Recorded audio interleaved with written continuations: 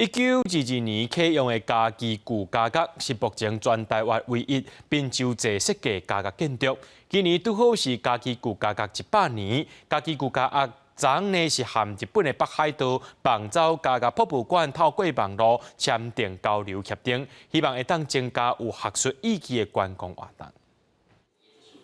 用电脑放上家己旧家乐的小解影片，予日本网洲家乐博物馆签约的代表看。双方透过网络签订友好交流协定。法务部长蔡清祥表示，今年是家己旧家乐启用100年，这是上好的100岁礼物。双方的友好签订协定以后啊，可以彼此交换经验啊，能够迈向更好的一个历史古迹啊来经营，让国人也了解。这个场域是一个人权法治很好的教育场域。1922年启用的家己旧家乐，甲日本北海道的网洲家乐博物馆，是全世界最后2间阁保留滨州制设计风格的家乐建筑。家己市政府表示，希望透过这个机会，台湾甲日本这2间有历史价值的家乐，会当有文化交流的机会。它在这里有多重的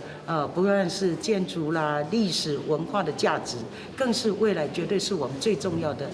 观光我们的文化财。我们希望借由这样的中央地方一起合作之下，能够把这些亮点给点亮。法务部表示，2月时阵伫家己旧家乐举办开放政府协作会议平台，有民众提出甲网洲家乐交流的想法。法务部就参外交部共同向日本争取交流的机会，希望活发家己旧家乐，加做新的文化基地。记者林慧婷，家己报道。